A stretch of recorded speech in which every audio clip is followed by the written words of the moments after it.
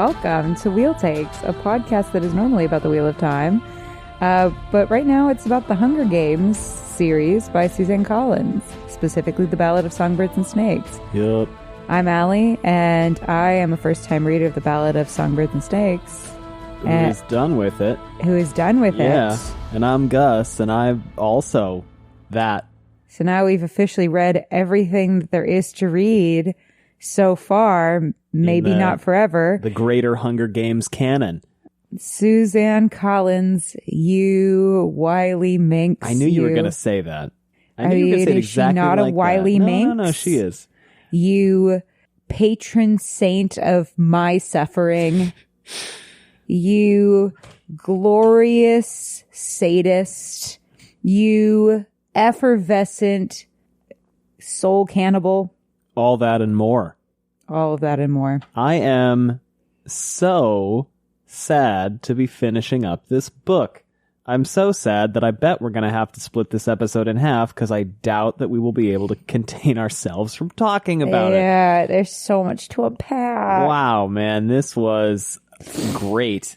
Oh, what an ending. Sejanus, the best anus. Last week I talked about, the Oppenheimering of it all and my hand on my face, and I was doing that the entire time as I was listening to these last few. How many chapters is it that we just did? Was it 20, 28, 29, 30 in epilogue, I think? Yeah, that sounds right. You're the number guy. You'd think I would know this. I'm not the number guy. I don't know why you're asking me. Yeah, this was one hell of an ending. I'll say that much. I'm so... What a run. I want Suzanne Collins to just Rider Yoda me. I just want to follow her around and learn from osmosis. The fact that she started at Nickelodeon and I got started writing at Nickelodeon just makes me like, oh my god, maybe I could be Suzanne Collins one day. Wouldn't that be so cool? Real quick, this podcast only contains spoilers for what we've read, which is everything. It contains spoilers for the entire Hunger Games franchise. It's full spoilers. It's everything. So, heads up. We've also now seen the film. The whole kit and caboodle. We saw the film. It was great. Do we want to talk about that too? Or should we just I just wanted to mention that we had seen it. I know, but people who haven't seen the movie, if we go, oh, and that changed in the film. I don't anticipate talking about that very much. I just wanted to say that we've seen it. It's good. I just wanted to know if we wanted to tell them that whether or not we were going to do that or not. I don't think we are. I mean, do you want to? If we don't, and then we casually drop something, someone will get mad about that. Well, we might. I don't know. I'm not you know what I mean? So we might proceed with caution. I don't want to make any promises. We're just probably going to avoid talking about the movie. Not because we don't like it, but just for the various reasons Allie has. It's a good whatever. We don't want you to be mad at us. Just go see it. You know how the damn book. Why am I mad at them? You've done nothing. All right, because we love being mad at them for no reason. So here's the thing. What? I was thinking about this, and I'm kind of getting into broader, whole book topics right away. I know people want to hear us scream and cry about Sejanus, which we will. Don't worry. Scream and cry about. What is the daughter's name? I have forgotten the daughter's name. What daughter? She died. She died? Yeah, the one that Coriolanus shot. Lip. Something Lip. It's at Mayfair Lip. Mayfair Lip. Well, Mayfair no one's crying Lip. over Mayfair Lip. Well, but Coriolanus shot except for her. Mayfair Lip's dad. Yeah, well, that guy is an asshole. Didn't like him in the first place. What was so funny is in our live reaction that we did for the patrons about these chapters is she starts being a big asshole to them about how she's going to tell her pa and whatever, and I was like, shoot her. Don't do it. And then they did, and I was like, oh fuck, I didn't mean it. Well, yeah. Anyway, something the one time they listened to me. Something I was thinking about. We talked quite a long time ago how this book is written in the third person limited rather than being first person like the rest of the series. And I had a thought, another potential reason why she might have done that. And Yeah, I I mentioned liked this that. to you off camera. Off camera? There's no camera. Off mic. When you're in a first-person narrative, you feel like you're part of the action and part of the choices, and it really serves to sort of humanize the decision process of the character, even when it's flawed. But I think part of what she's doing by choosing to do a third person with Coriolanus is suggest that, you know, as far as he considers it, his story couldn't have gone any other way.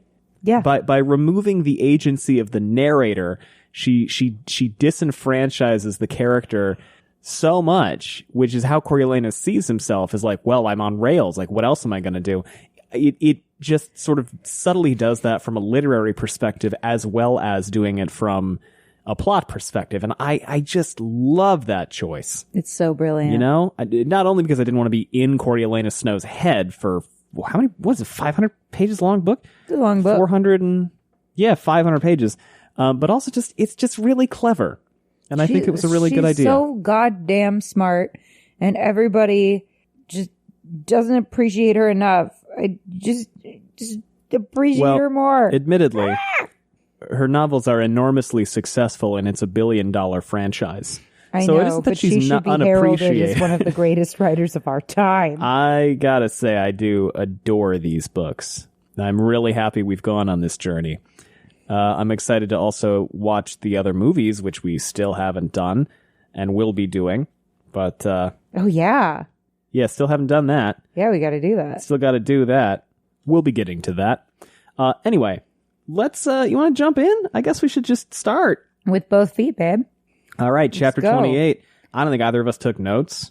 No, I was too because stressed. we were Oppenheimer facing the entire time, and it's kind of hard to Oppenheimer face and take notes at the same time. I'm still so giddy every time we make a film and television reference. Isn't it great? We couldn't do that for so long because of the strikes. It was so long. And you know what?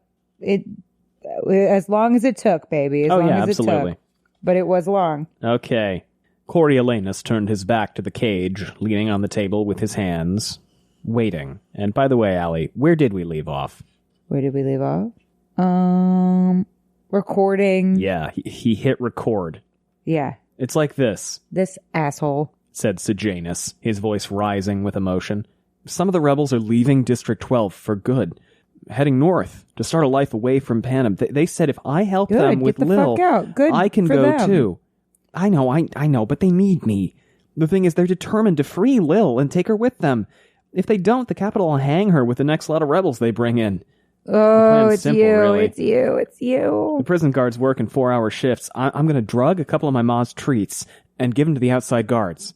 This medicine they gave me in the capital, it knocks you out like that. I'll take one of their guns. The inside guards are unarmed, so I can force them into the interrogation room at gunpoint. It's soundproof, so no one can hear them yell. Then I'll get Lil. Her brother can get us through the fence. We'll head north immediately. We should have hours before they discover the guards. Since we're not going through the gate, they'll assume we're hiding on base, so they'll lock it down and search there first. Search here first. By the time they figure it out, we'll be long gone. No one hurt, and no one the wiser. Ugh. He just wanted to get out of this place. Do you think that they were kind of playing him with this? Like they actually wanted to just use him to continuously get guns? Or do you think that this was in earnest from the rebels? Well, if they're going to do that big of a jailbreak, I mean, there's no way they could stay after that. No, but especially because he would be like the one forcing someone into the interrogation. There would be witnesses, so it's not like he could be like, "Oh no, what happened?" Let me clarify. I was wondering if they were going to like get the guns and then be like, "Oh, hold on, we're not ready yet. We need more guns. Oh, hold on, we're not ready yet. We need more guns." Oh, just indefinitely delay. Yeah. No, because Lil could be hanged at any Oh, you're minute. right. Okay, that's a good It's the point. Lil of it all. I couldn't go without telling you. You're as good to me as any brother could be. I'll never forget what you did for me in the arena. I'll try to figure out some way to let Ma know what happened to me and my father, I suppose. Let him know the Plinth name lives on, if only in obscurity. There it was. The Plinth name. That was enough. His left hand found the remote, and he pressed the neutral button with his thumb. Ugh. Now, here's the thing. Fuck this kid. I hate him so much. He's the worst. He didn't have to do this. He went and did it. What a jackass. all he had to do was nothing. Yeah. All he had to do was nothing. And then when Sejanus dies, he's like, oh, well, I guess I thought the parents would just bail out. No, you didn't.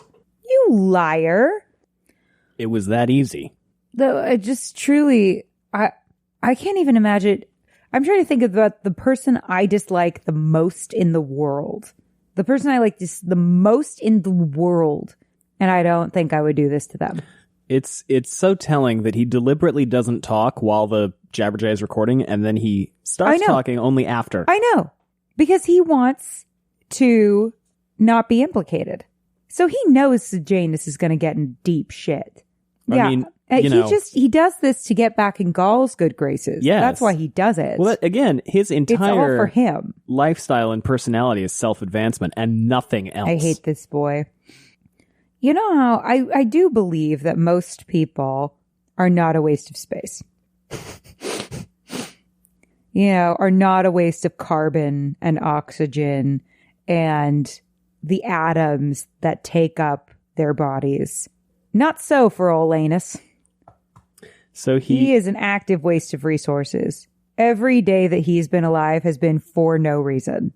He thinks to himself, I should probably erase that because that'd be really fucked up for me to send that. Yeah. And then he's like, it is really fucked up that you sent it. It is really, and you should have deleted it. And you know what the worst thing is that you go through all of this happens, and then you become who you are. But then what? He learns nothing.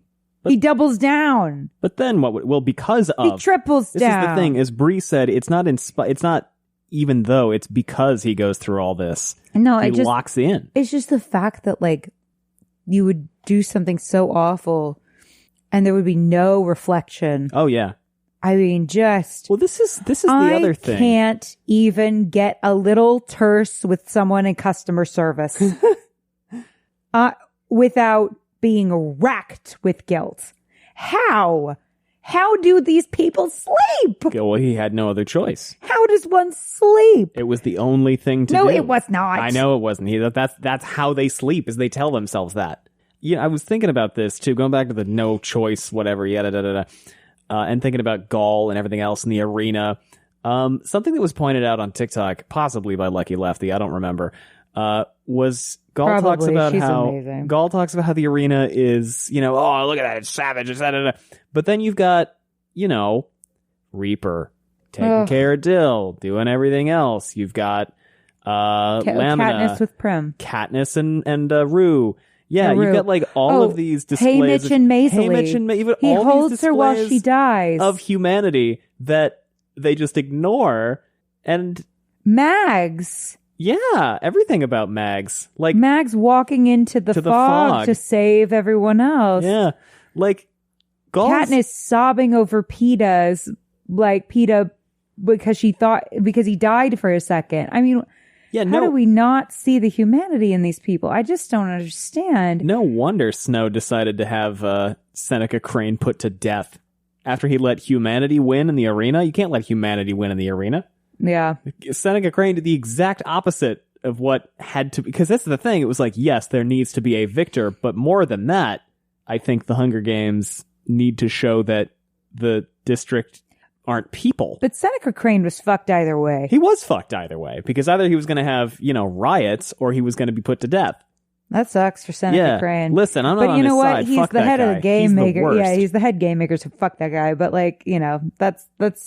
that's a rough day at the office. A little bit.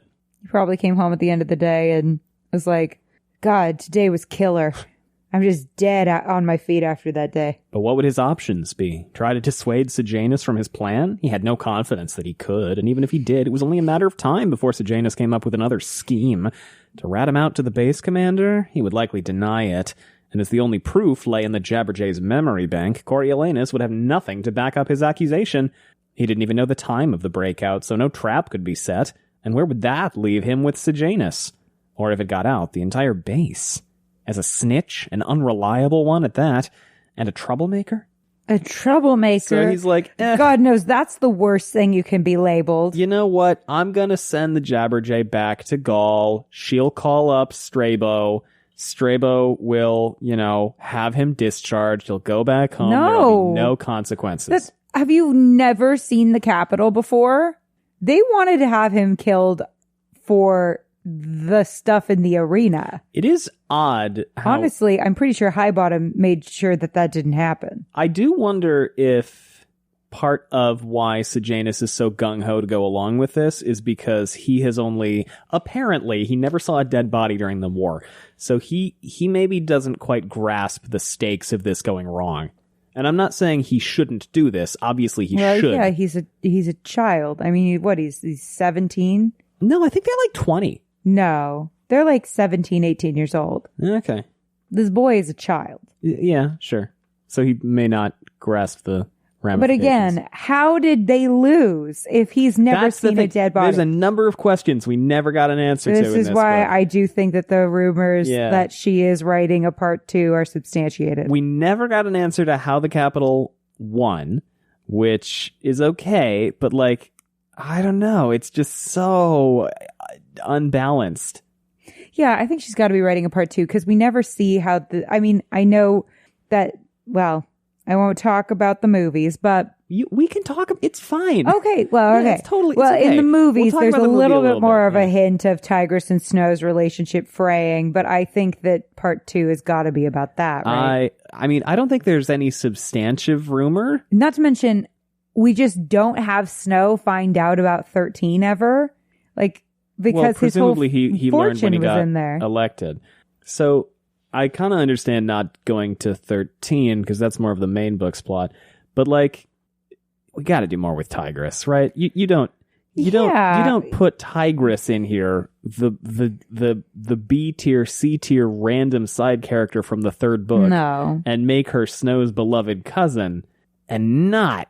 I mean, she's leaving that open. Show the disintegration of that relationship. She'd at least leave. Like, I don't know. I don't think I have not been able to find any substantiated or cited rumors that she is. Suzanne will just show up in 10 years with another book. Yeah. I believe in her. But I think that if she did write another one, you got to do it. You got to do a Tigress book, right? Like all of the people who want to see Phoenix Games respectfully, we're never getting that because that's pretty antithetical to the point, I feel like. Right, Ellie? What?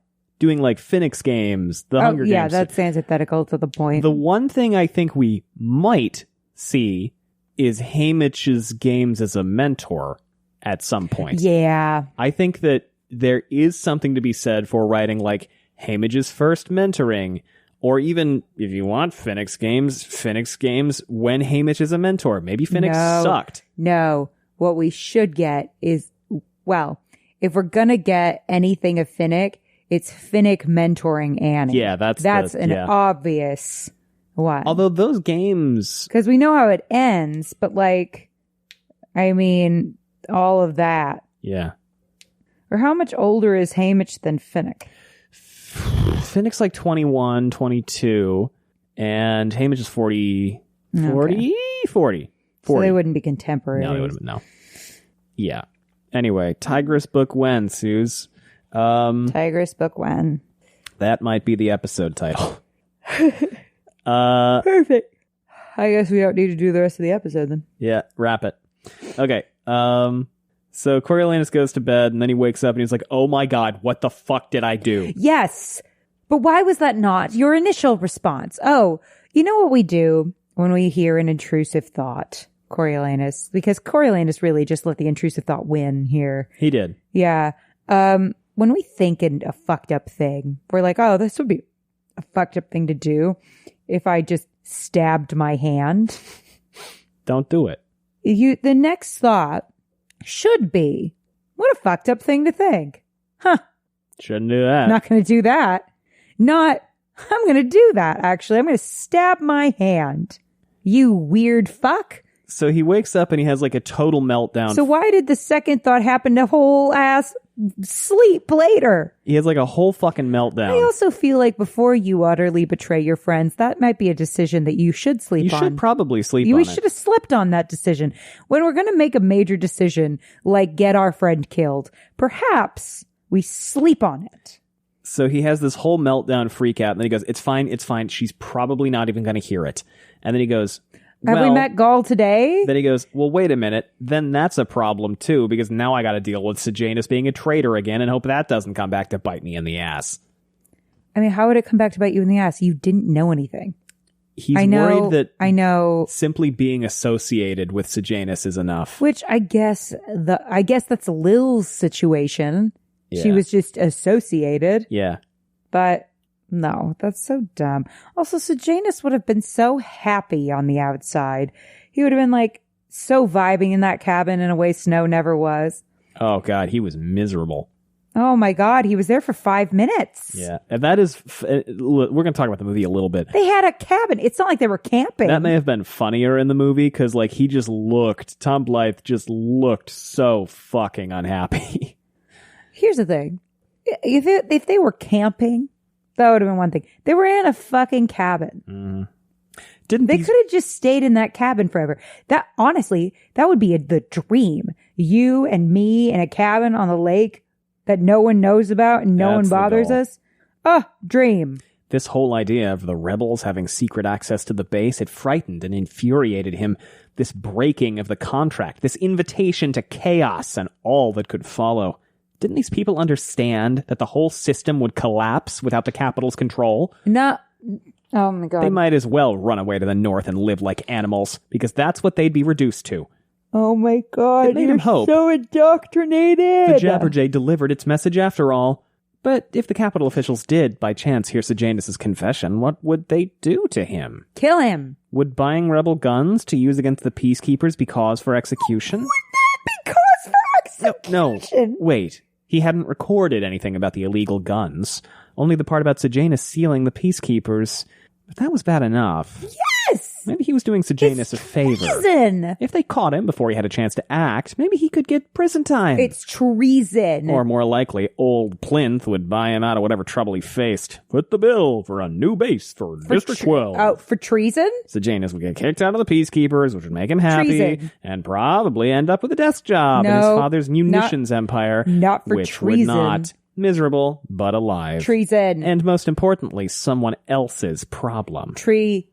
And he's like, man, I hope Lucy Gray would be really pissed off if she found out about this. And I'm like, yeah. Oh, well. Everyone's going to be pissed off. Oh my God. The fact that he actually does land on top drives me up the wall. The only consolation is that he eventually gets ripped apart by a crowd. Like, damn, that would hurt. Yeah, we did have to, after we finished reading the book, we did watch the scene where Snow gets ripped apart by a crowd again. It made us feel better. It made us feel better. It wasn't graphic enough, though. I needed to see our limbs flying.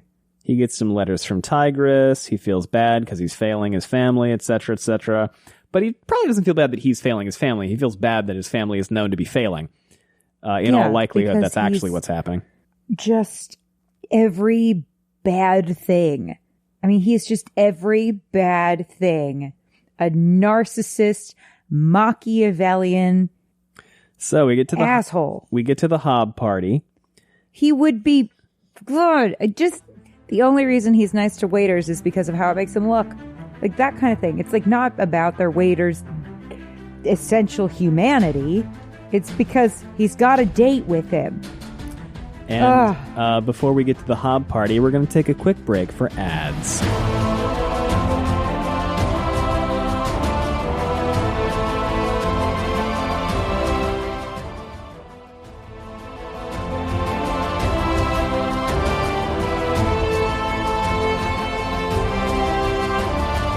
Welcome back to hell. So I love this book. This is a phenomenal book. This is terrible. This is horrible. We're having a great time. Lucy Gray is playing a song. He's not paying any attention to it. It's about a man who's cheating. So that's fun.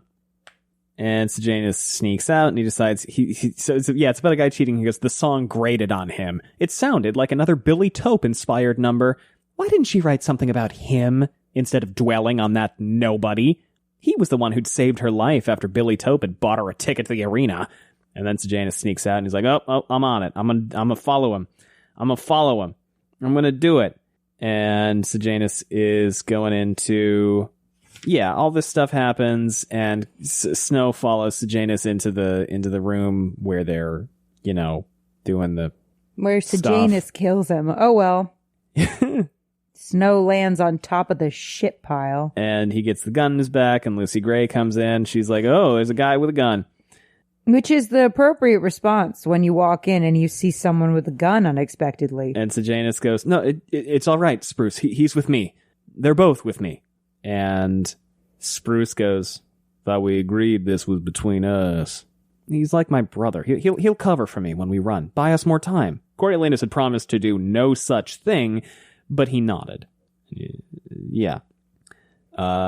All I want for Christmas is his head on a stick. He asks his head on a stick. About Lucy his Gray. His head on a stick. What about this one? Gee, if I could only have his head on a stick, then I could wish you Merry Christmas.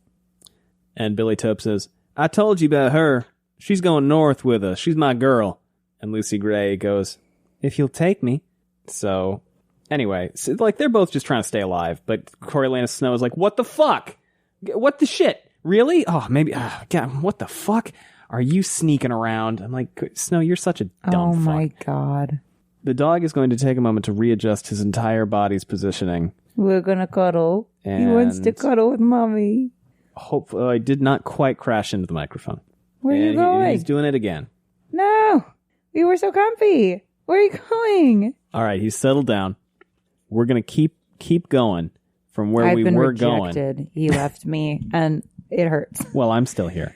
But then again, yeah. I have to be here because I'm recording. If I went and laid down on the floor, it'd be weird. Not that I want to, I don't. I'm actually quite happy here. Anyway, what the fuck was that? I don't know what it... Okay. No, it's like 11 o'clock. It's quite late. We're trying this new thing where we don't work super late, but today we aren't. We failed today. So we're a little goofy today. Yeah, we have an 8 p.m. cutoff for work now, but that didn't work out today. No. They got all the guns and all the weapons. And oh, yeah, okay. So Spruce is like, we just need more ammo so we can, have more ammo. And Sejanus is like, maybe, I can try. I don't know. And then all of a sudden, sure, stock up. Everyone's head snapped toward the sound. A female voice coming from the far corner of the shed. Who is it? It's the old lipper self. Guns, ammo. You can't make more of that, can you? Up north. He's and like, Coriolanus hey, shit, I know that horrendously mean-sounding voice. That's Snake Girl. And then Coriolanus is like, why don't your lip meet my anus? Wait, hold on. No. Lucy Gray is very mean. And she goes, trailing after Billy Tope like a hound in heat. I mean... She did get her sent into the Hunger Games. Drag her by all means. Drag her by her fucking hair. She goes, always keep that last bullet somewhere safe so as you can blow your brains out before they catch you. And Spruce is like, yeah, come on in. Whatever. You want to come on in, hang out? At this point, it's a rebel party. I guess we're all, with our guns, just gonna have a gun party. Everyone knows that guns are what you need for a party. Nope. Billy Tope goes, she's just talking. She won't do anything. That's me. I'll talk. No action. Right, Lucy Gray? How'd you enjoy the Capitol, by the way? She's so dumb. This girl honestly deserves death because this is the dumbest. This is extraordinarily stupid. First of all, she was in the shadows. Yeah, all you had to do was leave. All you had to do was leave. Then... What if you did reveal yourself? What you could have done is just gone. I won't tell a single. I didn't see nothing. I didn't see shit. As far as I'm concerned, I'm incredibly myopic. I've been born with the condition, and I have auditory processing disorder, and so really, I'm just me at this point. I'm blind in my left eye, and I'm 40% blind in my right eye, to quote a TikTok. Yeah, I've never seen a goon. So, Spruce goes to shoot her. Billy Tope knocks his gun down, and Coriolanus just pops her. Right. She's dead. She's super dead. And Billy Tope is like, what the fuck? And Lucy Gray is understandably having a trauma response, where she starts kind of shaking and freaking out, and Coriolanus grabs her, and goes, go back, get on stage. That's your alibi. Go. And Billy Tope goes, oh no, if I swing, she's swinging with me. And then Spruce obliterates him with a shotgun. And luckily Maude Ivory is like singing a song called Keep on the Sunny Side of Life. Which, a hilarious choice for this moment. But yikes, also. Anyway, didn't mean to just narrate this entire thing. If I died and someone was singing Keep on the Sunny Side of Life in the next room, I would be offended. So this is kind of the big event for the back third of the book. Yeah. The fallout from this moment. Yeah. Which is funny because when we first got to...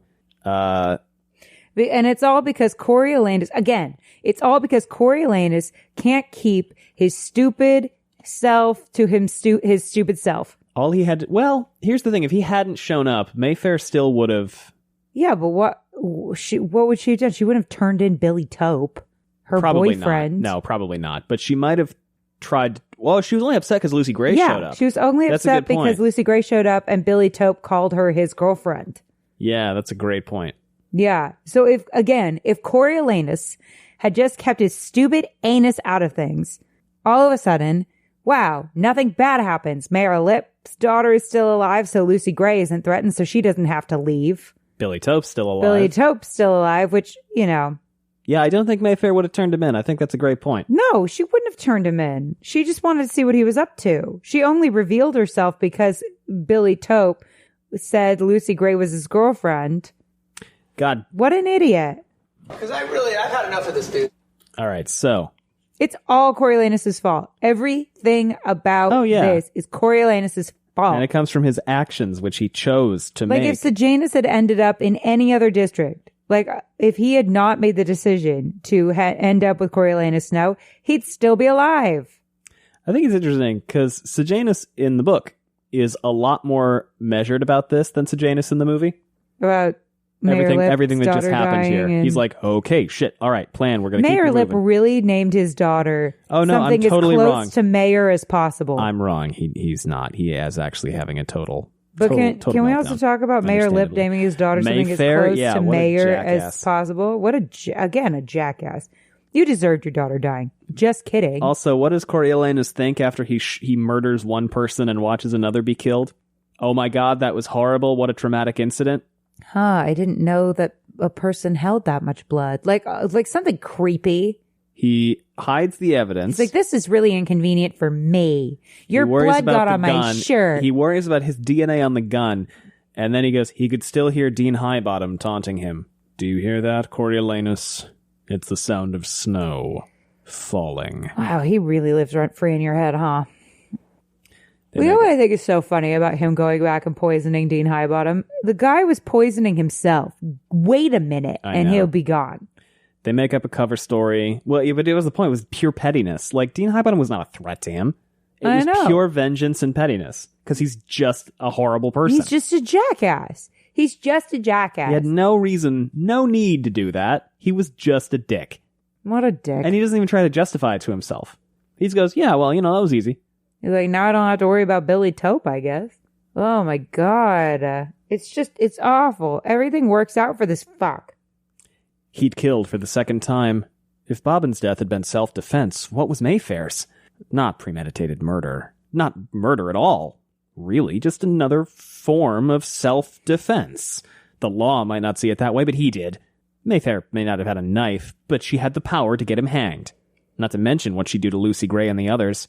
This book, is like when you check in on the worst person you know on LinkedIn and they're doing great. Perhaps because he hadn't actually seen her die, or not that I've done that, even had a good look at the body, he felt less emotional than when he'd killed Bobbin.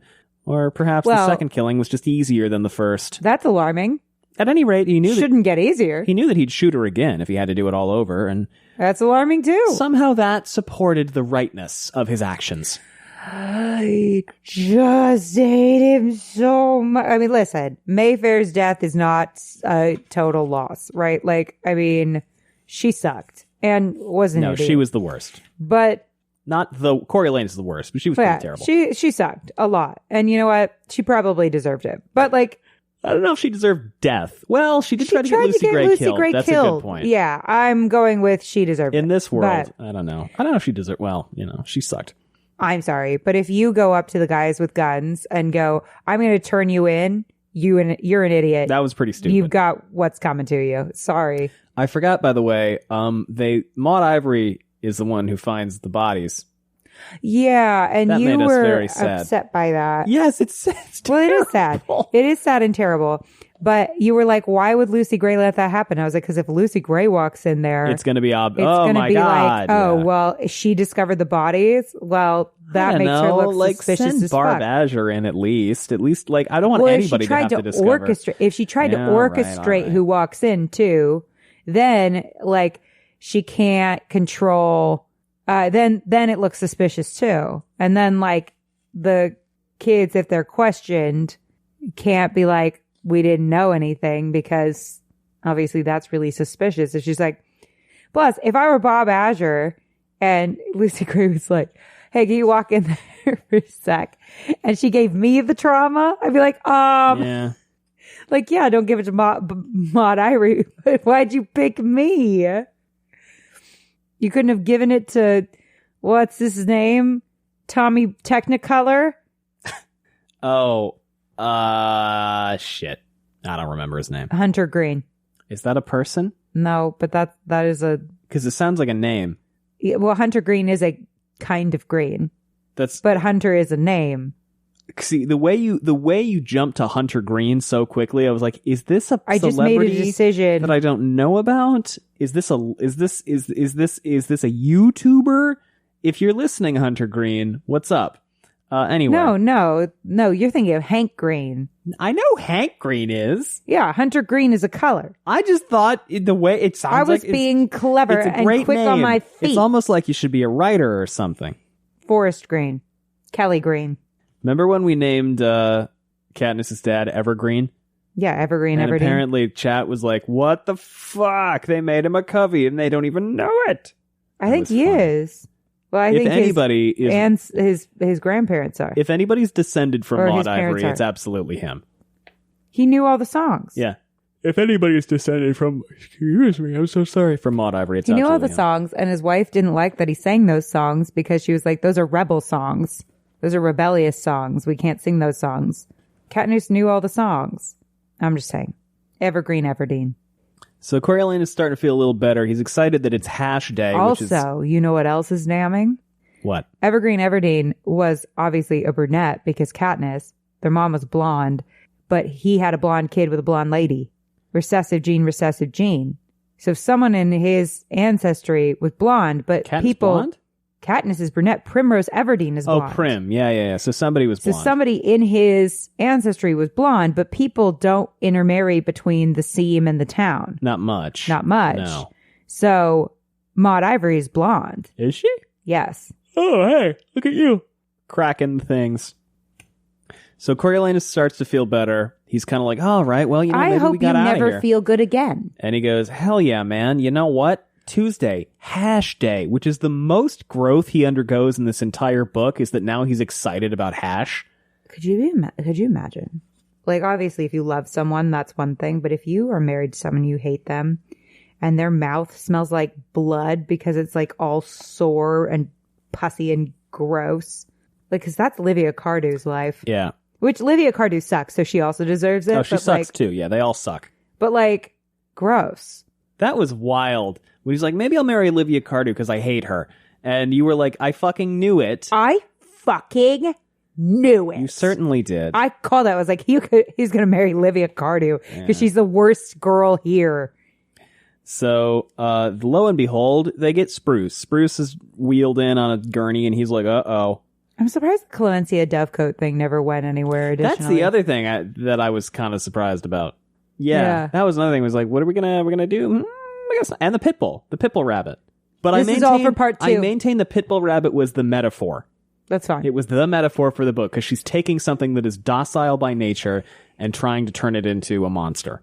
But Pitbull's not a monster. No, I understand that, but look at our baby. Yeah, he's a big old cinnamon roll. Big little baby. But that's her thing. I mean, that's also why it makes so much sense. Is in charge of the mutations, because the mutations are essentially, bastardizations of nature that are inherently violent. The only thing that's monstrous about our people is his farts. Yes. Is that what you're going for? That wasn't the only thing I was going for. The fact that he left me alone on the couch. That is also quite sad. But wait, I want to explore this a little bit more. Her being in charge of the mutation makes a lot of sense because it's bastardizing nature and making it inherently combative. Which lines up so well with her view. Suzanne Collins is a fucking genius. I hate her. I love her. I hate her. It's also wild that Snow, Petey must have heard us talking shit like he wouldn't find out. He's like, I heard that you were talking shit and you didn't think that I would hear it. And now, is he lying back down? No. Yeah, and then he laid back down. He just wanted to give me the stink eye. He really did. All right. Anyway, enough about mutations. He was like, what'd you say about my fight? Okay. So someone got wheeled in. Who is it? Spruce. He's dead as shit. Not actually. He's been beaten badly, and then that's a bad sign. He dies of his wounds in the night. And my favorite thing about Coriolanus is he's like, do you think that's bad? Well, no, he's genuinely like, oh fuck, because Spruce was his, he was the only one apart from Sejanus and Lucy Gray who could have fingered him. Who could finger anus.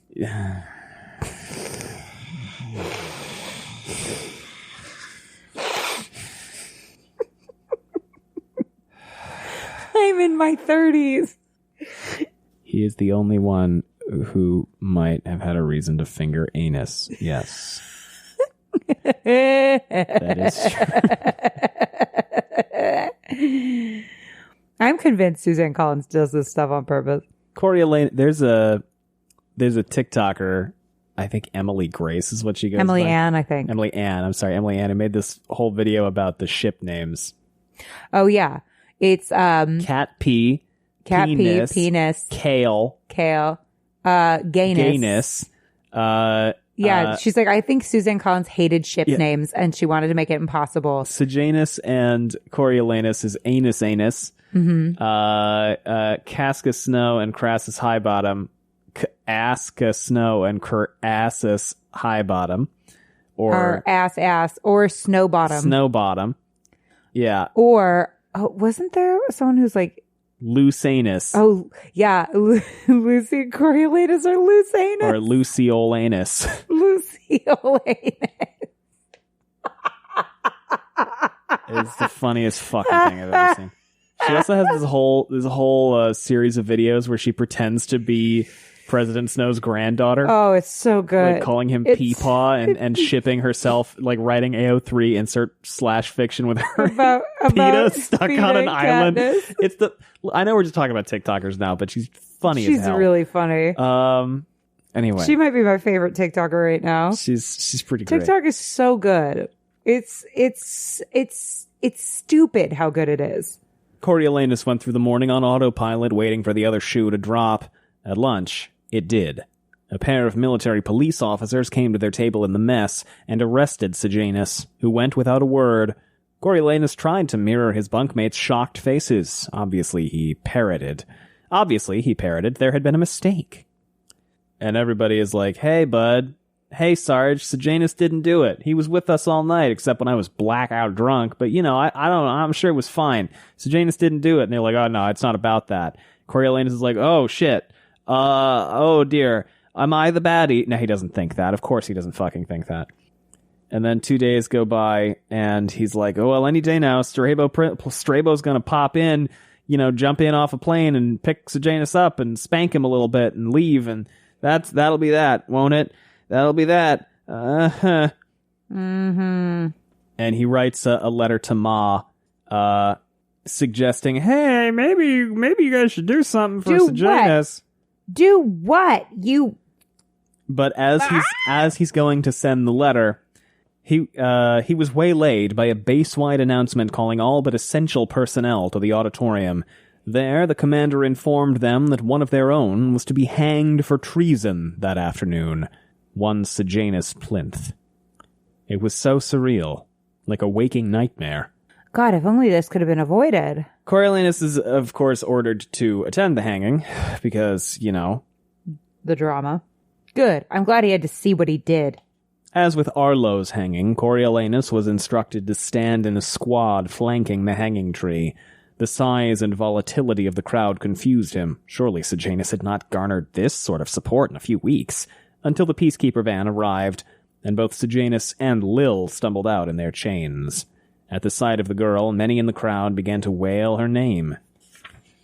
Arlo, an ex-soldier toughened by years in the mines, had managed a fairly restrained end, at least until he'd heard Lil in the crowd. But Sejanus and Lil, weak with terror, looked far younger than their years, and only reinforced the impression that two innocent children were being dragged to the gallows. That is what's happening. Now, Lil didn't do shit. Lil didn't do shit. Lil truly did nothing.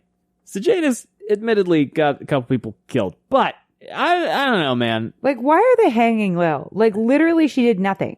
She just got upset that someone was getting killed. As they passed him, Coriolanus locked eyes with all Sejanus. These other people are, like, yelling Lil's name. No one's getting arrested. And all he could see was the 8-year-old boy on the playground, the bag of gumdrops clenched in his fist. Only this boy was much, much more frightened. Sejanus's lips formed his name, Corio, and his face contorted in pain, but whether it was a plea for help or an accusation of his betrayal, he couldn't tell. The peacekeepers positioned the condemned side by side on the trapdoors. Another tried to read out the list of charges over the shrieks of the crowd, but all Coriolanus could catch was the word treason. He averted his eyes as the peacekeepers moved in with the nooses, and he found himself looking at Lucy Gray's stricken face. She stood near the front, in an old gray dress, her hair hidden in a black scarf, tears running down her cheeks as she stared up at Sejanus. As the drum roll began, Coriolanus squeezed his eyes shut, wishing he could block out the sound as well, but he could not, and he heard it all. Sejanus's cry, the bang of the trapdoors, and the jabberjays picking up Sejanus's last word, No. screaming it over and over into the dazzling sun. Ma! Ma! No. Ma! Ma! Ma! And I'm sad. Look what you did. I put myself through reading that for some reason. Okay, we're gonna go eat Bad Day frosting. We're out. Fuck! I know.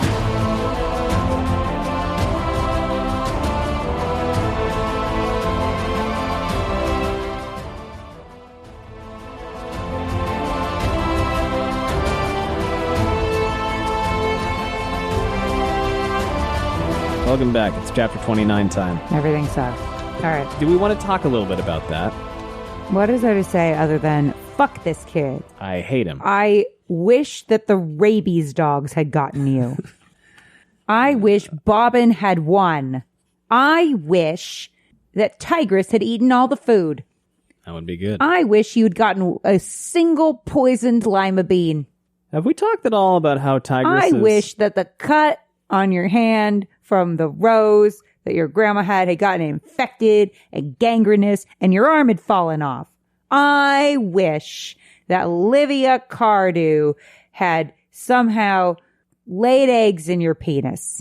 And then all these penis-eating bugs came to life, came out the penis, drilled holes out the old penis. That's how they do.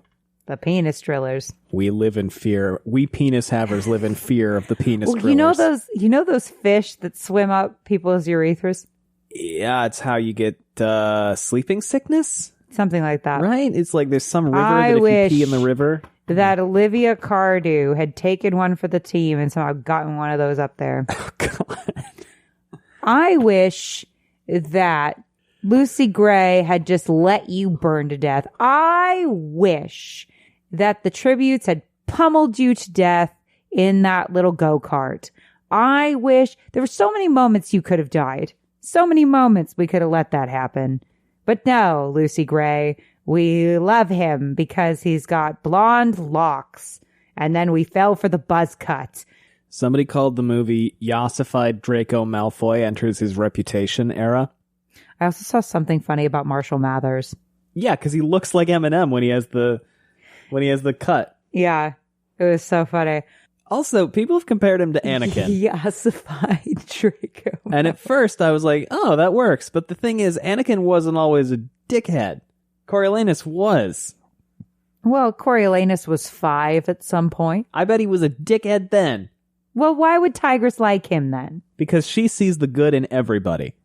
Well, Tigris is a fucking idiot. No, I'm just kidding. All right, Volumnia. Damn. Damn, Gaul. All right, ready for chapter 29? No, but please continue. Coriolanus soldiers his way through the aftermath, remaining stone-faced and speechless as he traveled back to the base, returned his gun, and walked back to the barrack. He knew people were staring at him. Sejanus was known to be his friend, or at least a member of his squad. They wanted to see him crack. Or maybe they're worried about you. Yeah, you know, there is a thing called shared humanity. But he refused to give them the satisfaction. I guess to have shared humanity, you have to have humanity. Here's the thing. In the first place. Maybe my failing is that I think that everyone thinks like me, but I'd much rather think that everyone thinks like me and then be horrifically surprised than walk through life going, I'm a dickhead, and I just assume everyone else is a dickhead until proven otherwise. He felt too debilitated to rejoin his squad for target practice, to face Bug and Beanpole and Smiley. His hands shook too badly to hold a rifle anyway. Instead, he sat on Beanpole's bunk in his underwear in the stifling room, waiting for whatever was to come.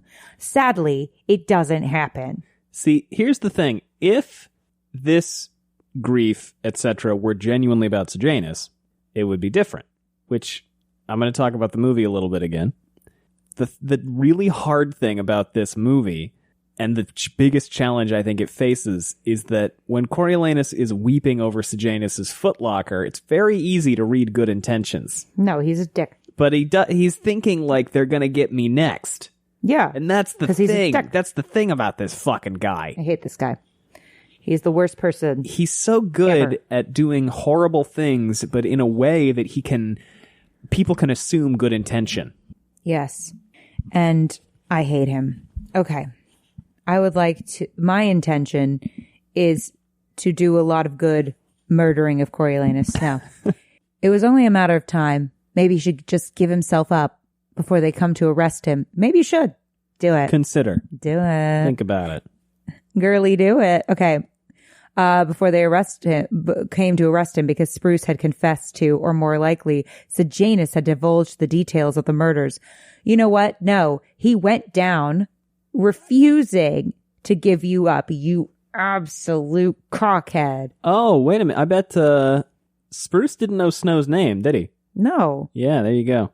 Even if they had not, the Peacekeeper's rifle was still out there, covered in his DNA. Never mind. No, I know. No. Continue. I know. Continue. I'm so sorry. I know. I was trying to decide whether or not to do it. No. There were a few different jokes. I was like, no, not that one. Not that one either. Not that one. No. All right. I know. I was like, am I going to do it? Am I going to do it? No. Spruce had not fled to freedom, probably lying low until he could rescue Lil. Died, Allie. We have to have a little decorum. That's another potential episode title. We have to have a little decorum. I like the whole thing. Sejanus just died, Allie. We have to have a little decorum. I can't put Sejanus just died in the title. Oh, that's true. We can't do that. Yeah, I can't really do that. Allie, we have to have a little decorum. That could also work. Probably lying low until he could rescue Lil, and if he had remained in District 12, so had the murder weapons. They could be testing his gun right at this minute, looking for confirmation that Spruce had used it to kill Mayfair, and discovering that the shooter was their own Private Snow. Bro, shut up. DNA and Private Suzanne were trying very hard.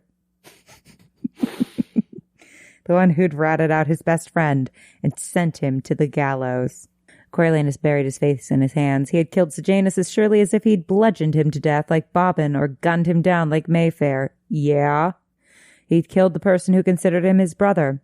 But even as the vileness of the act threatened to drown him, a tiny voice kept asking, what choice did you have? Shut up! Shut the fuck up! You had every goddamn choice, you sack of shit bastard! You piece of shit! You no good piece of shit! I can't believe you talked to your wife that way. Not you. Hold on, I gotta play some. This is how I feel right now. You piece of shit! You know. Whoa! Frank, what's on here? What? There's an Always Sunny quote line for everything. It's true. So then he looks at the box that Coriolanus has.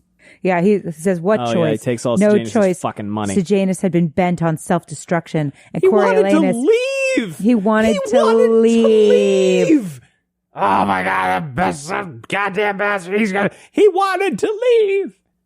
And Coriolanus had been swept along in his wake, only to be deposited at the foot of the hanging tree himself. Fuck you. Get fucked.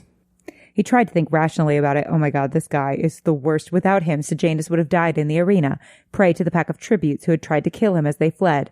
Technically, Coriolanus had given him a few more weeks of life and a second chance, an opportunity to mend his ways. I'm doing the Oppenheimer thing again. But he hadn't, couldn't, didn't dare to. He was what he was. Maybe the wilderness would have been best for him. Yes, it would have. And you took that away. Poor Sejanus, poor sensitive, foolish, dead Sejanus. God, I hate you. I hate you so much. So yeah, he looks at his little footlocker.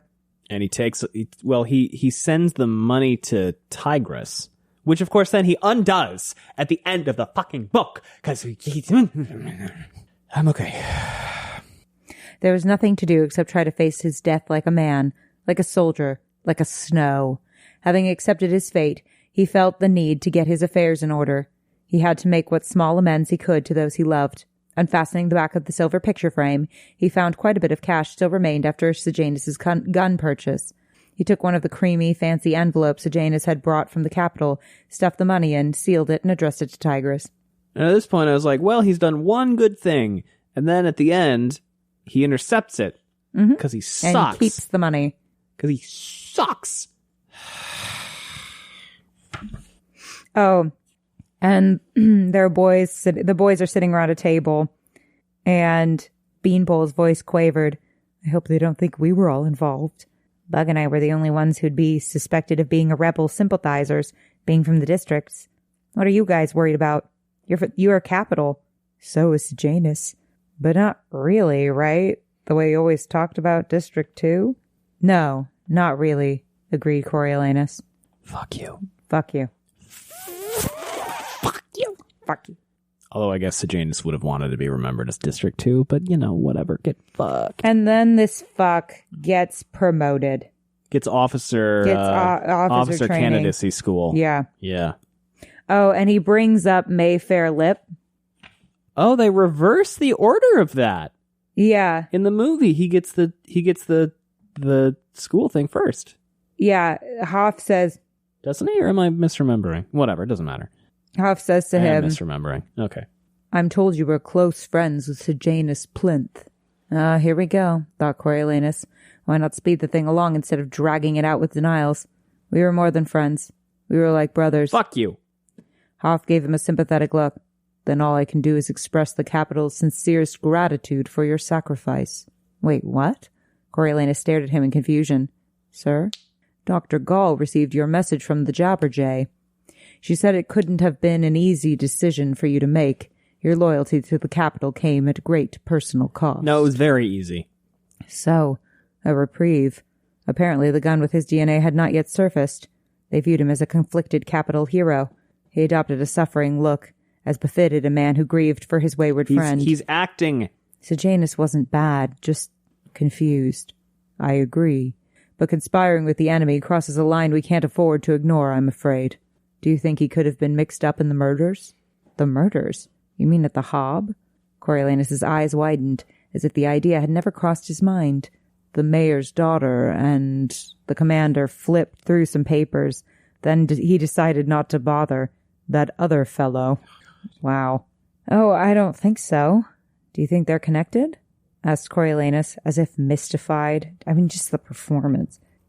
I don't know. Like, I get not wanting to crack, but also fuck you. The young man was running with the rebels, and she was running with him. Whoever killed them probably saved me a lot of trouble up the road. It doesn't sound like Sejanus. He never wanted to hurt anyone. He wanted to be a medic. Yes, that's what your sergeant said. So he didn't mention getting them guns? Guns? Not that I know of. How would he get guns? Coriolanus was beginning to enjoy himself a bit. You bastard. Buy them on the black market? He's from a rich family, I hear. Well, never mind. It's likely to remain a mystery unless the weapons turn up. I've got peacekeepers searching the seam over the next few days. In the meantime, Dr. Gall and I have decided to keep your help with Sejanus quiet for your safety. Don't want the rebels targeting you, do we? That's what I would prefer anyway. It's hard enough dealing with my decision privately. I understand. But when the dust settles, remember you did a real service for your country. Try to put it behind you. It's my birthday today. Like, what the fuck? Yeah, because they were gonna do the jailbreak on the birthday. Yeah. So they find out that Lucy Gray is hired. They sing the guy a happy birthday. Oh, God, and yeah. then Lucy sings Snow, like a song for him. Yeah, the Snow song. Which before this, he's like, why doesn't she write a song for me? Why does she write it about stupid hanging trees and stuff? Hey, she did now. Mm-hmm. You fuck. Oh, no. He had not imagined anything. The mention of Snow confirmed it. She'd written this song for him. And it's all about how he's pure as the driven snow. And I was so hopeful that this wasn't actually about him because I was in denial. Yeah, definitely. But of course it is, and of course it is, and of course it is, man. Of course it fucking is. His eyes filled with tears. She sees the best in everybody, and there is so little good in him, but he's so good at faking it. They would hang him, but she would be there, knowing he was still genuinely a good person. Oh my God. Not a monster who cheated or betrayed his friend. You are a monster. You are. But someone who'd really tried to be noble in impossible circumstances. Someone who had risked everything to save her in the games. Someone who'd risked it all again to save her from Mayfair. I want to the launch hero of her life. A mortar at him. Had there been any doubt, this confirmed it. 3 and 20, 23, the number of tributes she'd survived in the games. All because of him. Well, all because of you. Oh, really? Oh, what the fuck did you do? Well, he did help a little. He helped a little bit. The mention of trust. Before need, before love came trust. The thing she valued most. And he, Coriolanus Snow, was the one she trusted. You gonna be possessive again, you weird little shit? Of course. Because he's a weird, possessive shit. And she gets all concerned about him. And she's like, what happened? How did they find out about him helping to get Lil out? And he says, I don't know. Someone betrayed him, I guess. Lucy Gray didn't hesitate. Spruce. Probably. What about you? Are you all right? I'm awful. It's been just awful watching him die like that. Oh, wait. She has an accent. I'm awful. It's been just awful watching him die like that. And then everything after that night. I know you killed Mayfair to protect me and the rest of the covey. You know what? I'll never be able to repay you for that. It's entirely possible that Spruce ratted on Snow, but the Capitol was just like, oh, yeah, no, we're not supposed to touch him. Maybe. Because at the end of this whole thing... I mean, Gall knows that he sent her yeah, he knows thing. that. At the end of this whole thing, Gall is like, wait, you thought I was going to fucking leave you there, dude? Oh, and she's like, what did you learn? Yeah. I mean, I feel like if she heard that he killed someone, if she heard that he killed... she'd be thrilled. Mayfair, she'd be thrilled. She'd be thrilled. So it doesn't matter. Like, I don't think so. Spruce... Then he snapped on Lucy Gray for no fucking reason then. Yeah. Oh, yeah. Yeah. Because he internalized Gall's philosophy so thoroughly. Wow. Like, all of the traps or whatever that Lucy Gray leaves him were defensive. Yeah. They were not attacky traps at all. And I think in part to see what he would do. Yeah, I think almost entirely to see what he would do. And obviously we're getting ahead of ourselves. But like if he had just been like, where is she? And been sad and seemed sad, she would have probably come back. But this I don't know. Crazy person.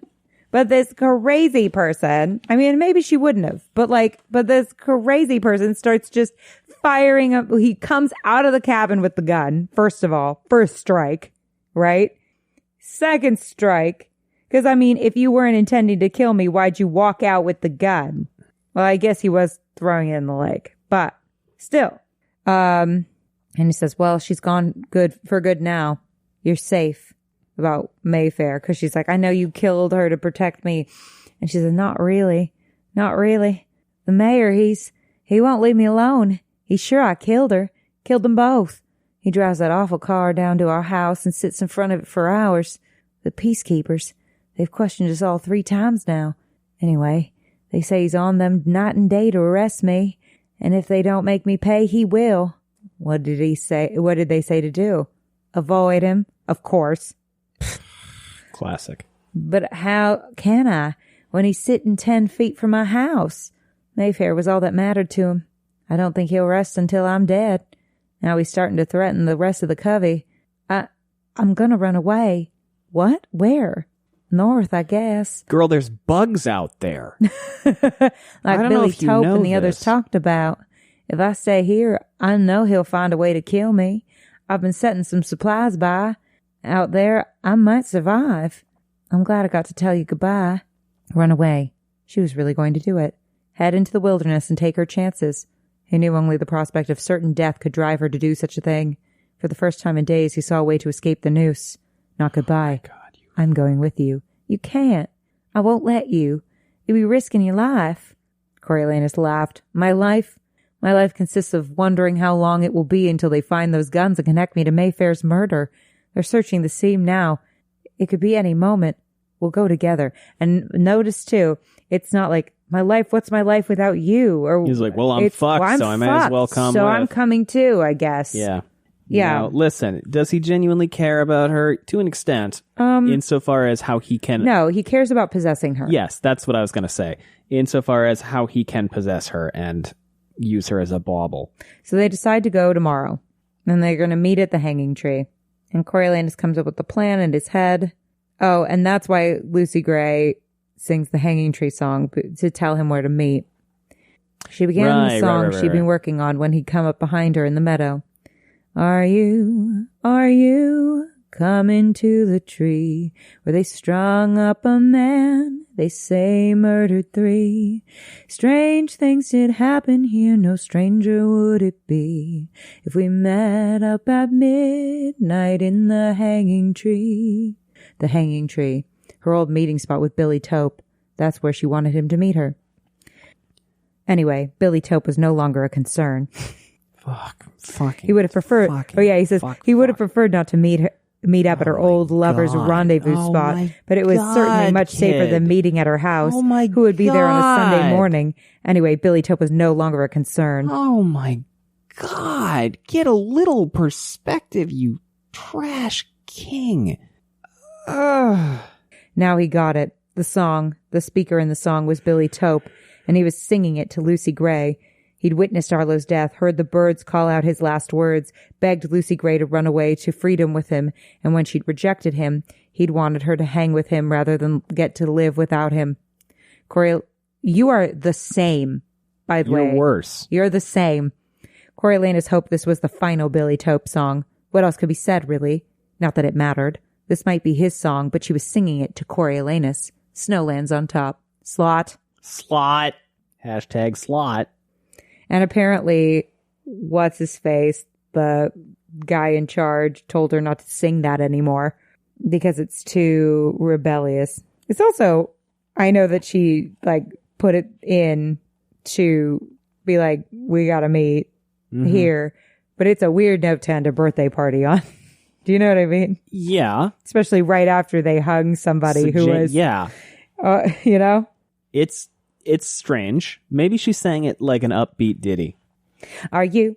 I hate this. Coming God, to I the tree. regret everything I've ever said. Hung up a man. No, there's just no way. No, you can't do it. I take it all back. Okay, so then somebody comes to him and is like, Private Snow, you're wanted in the commander's office. And he's like, it's happening. It's really happening. Wish that it had happened. A jolt of adrenaline shot through him. His blood pounded in his temples. This couldn't be happening. They couldn't be coming to arrest him just when he was on the verge of freedom. A new life with Lucy Gray. I hope you have a new life in hell. His eyes darted to the generator, about 100 yards from the mess hall. Even with his recent training, he'd never make it. He never would. I just need 5 more minutes, he pleaded with the universe. Even 2 will do. The universe ignored him. Unfortunately, it didn't, and it makes me want to scream. Flanked by the guards, he drew back his shoulders and marched straight to the commander's office, prepared to face his doom. As he entered, Commander Hoff rose from his desk, snapped to attention, and gave him a salute. Private Snow. Let me be the first to congratulate you. You leave for officer's school tomorrow. Very dramatic. Slot. Hashtag slot. Because nothing good happens to me. I'm just kidding. But I am annoyed. I don't get anything I wish for. Picture me as that girl, Charlotte, from The Princess and the Frog, where she runs upstairs screaming, I don't get anything I wish for. That's how I feel right now. So here's the thing. As much as we would love to do 3 hours of discussion about these 4 chapters right now, or 2.5 or whatever. It's midnight. It is almost midnight. And in the interest of having an episode up this week, we're going to call it here and wrap up the Ballad of Songbirds and Snakes next week. And no, I'm not only doing this because I selfishly don't want to be done with the book. That is a small part of it, though. Thanks for listening, everybody. We have social media if you want to know what we've got going on. It's linked down below. We also have a Patreon if you want to support us that way. It's patreon.com/wheeltakes, and you can always leave us a rating and a review, which helps a great deal. Other than that, is it Mind Meld or something else? Mind Meld. I feel like that's been so fun. Yeah. Okay. All right. I've got one. Okay, ready? Yep. 3, 2, 1. Slot. Anus. Weird combination. Anus slot. I hate Anus that. slot. I regret everything that's ever happened. Okay, ready? 3, 2, 1. Tigress. Coriolanus. I thought about it. Okay, I got it. Yeah. Yeah. 3, 2, 1. Cousins. Snow. Oh. That makes sense. But now what? Oh, okay. I got it. We got it. Come on. Snow. Cousins. You're making eyes at me like this should be obvious. Yes. 3, 2, 1. Grandmam. Livia Cardew. All right. This one might be a failure. No, I refuse to fail. We will sit here all night if we have to. They'll all have gone to sleep, but I refuse to fail. Livia Cardew and Grandmam. Okay, wait. I got one similarity. Okay, ready? Yeah. 3, 2, 1. The High capital. bottom. Okay. Okay. 3, 2, 1. The Hunger Games. Oh, Jesus. Okay. Hunger Games in the Academy? Okay, yeah. Ready? 3, 2, 1. Dr. Arena. Gall. Fuck. Okay. Yeah. 3, 2, 1. Mutations. Yes. See, I told you. You don't give up. Good work, everybody. Keep going. Thanks for listening. Unless you're Snow. Bye. Bye.